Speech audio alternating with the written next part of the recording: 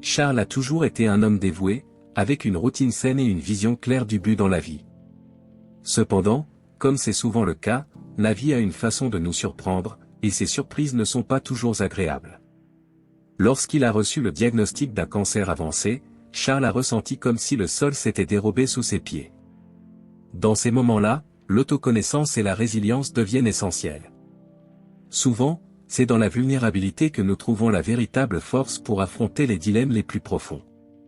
Le choc initial a été dévastateur, mais, de manière surprenante, il a trouvé en lui une force qu'il ne savait pas posséder. La sagesse acquise au fil des ans a commencé à lui servir d'encre, le maintenant ferme face à la tempête. Après tout, la vie et la mort sont les deux faces d'une même médaille, et comprendre cela peut transformer complètement notre façon de gérer l'imprévu. Dans des situations comme celle-ci, il est important de se rappeler que, aussi sombre que soit le tunnel, l'espoir est la lumière qui nous guide. Charles savait qu'il serait confronté à des décisions difficiles, et le changement serait inévitable. Accepter la nouvelle réalité et s'y adapter nécessite un niveau profond d'introspection, où la croissance intérieure devient non seulement souhaitable, mais nécessaire.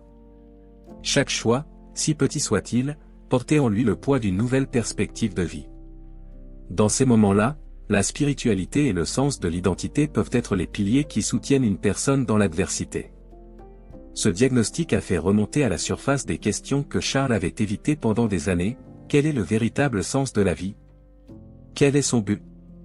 Ce sont des questions que tout le monde devrait se poser, mais qui surgissent souvent seulement en temps de crise.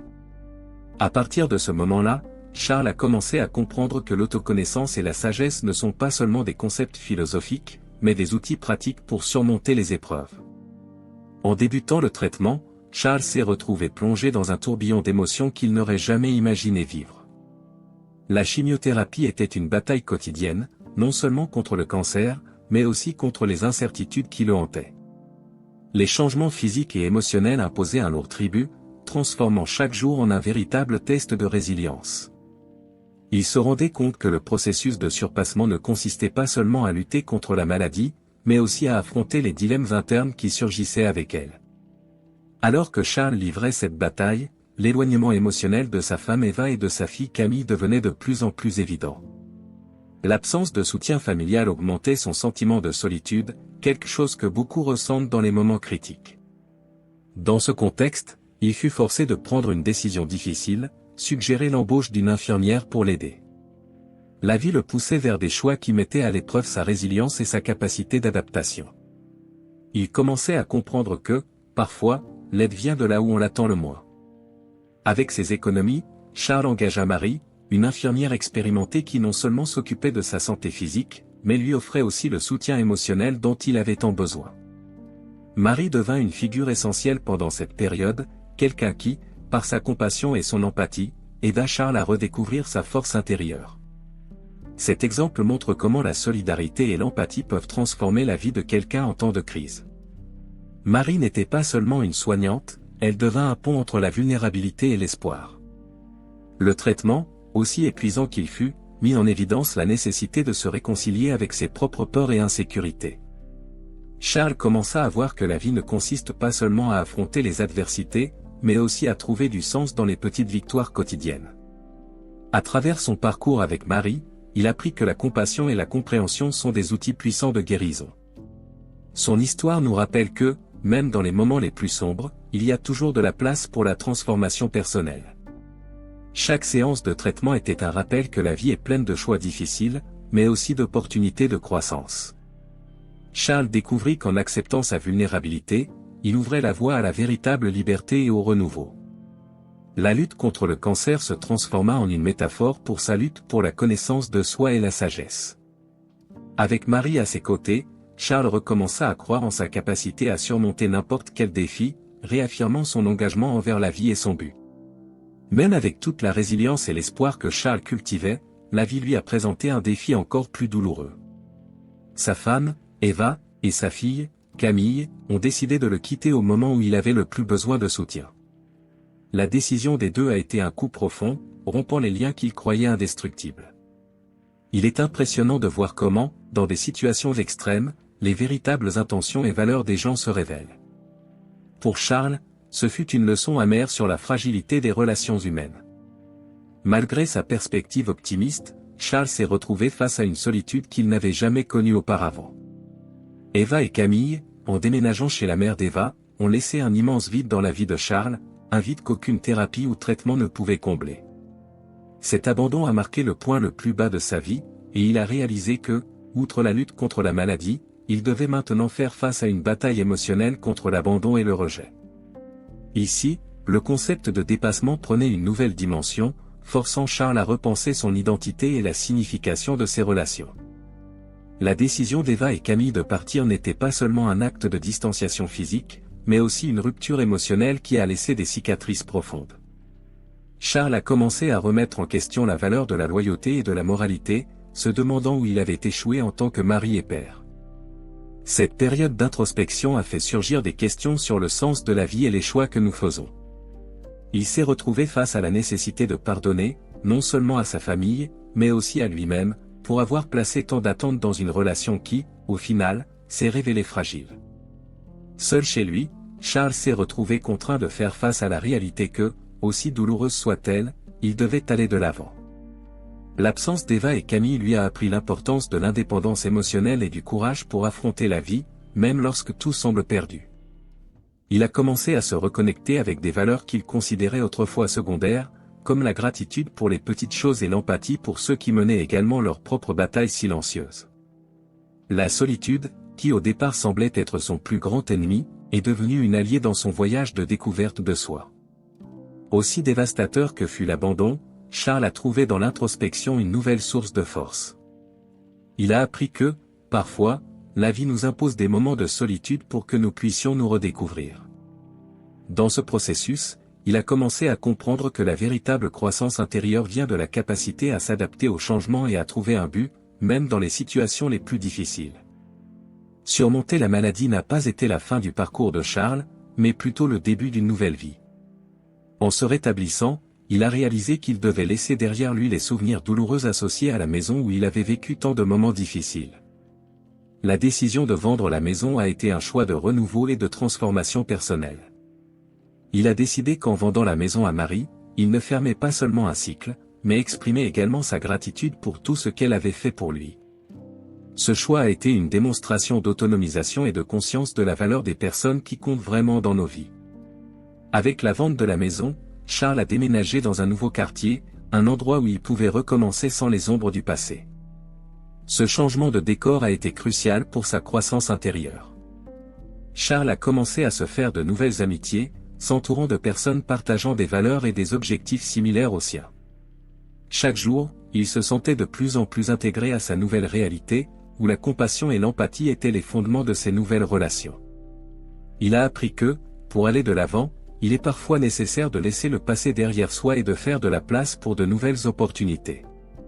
La nouvelle maison, bien que simple, représentait pour Charles bien plus qu'un lieu de résidence, c'était un symbole de sa résilience et du renouveau qu'il recherchait tant. Il a commencé à redécouvrir la joie dans les petites choses, comme s'occuper du jardin ou discuter avec les voisins. Ces moments de simplicité et d'introspection l'ont aidé à trouver un nouveau sens à son identité, plus forte et authentique. Le changement lui a offert une nouvelle perspective de vie, où il s'est permis d'être vulnérable, mais en même temps ferme dans ses convictions. Charles a également réalisé que la liberté acquise avec ce changement n'était pas seulement physique, mais aussi émotionnelle et spirituelle. Il s'est libéré des entraves du passé, des attentes des autres, et a commencé à vivre selon ses propres valeurs et désirs. La nouvelle routine a apporté avec elle un sentiment de paix et de but qu'il n'avait pas ressenti depuis des années. Cette paix intérieure, conquise à travers son parcours de découverte de soi, est devenue la base de sa nouvelle vie, où la croissance personnelle était l'objectif principal. Ce nouveau départ a été une opportunité pour Charles de redéfinir son destin. Il a commencé à croire que, même après les moments les plus sombres, il existe toujours la possibilité de rédemption et de construction d'une nouvelle vie, basée sur l'authenticité et l'amour de soi. La décision de vendre la maison et de déménager a été une étape courageuse, mais aussi nécessaire pour qu'il puisse continuer à évoluer en tant que personne.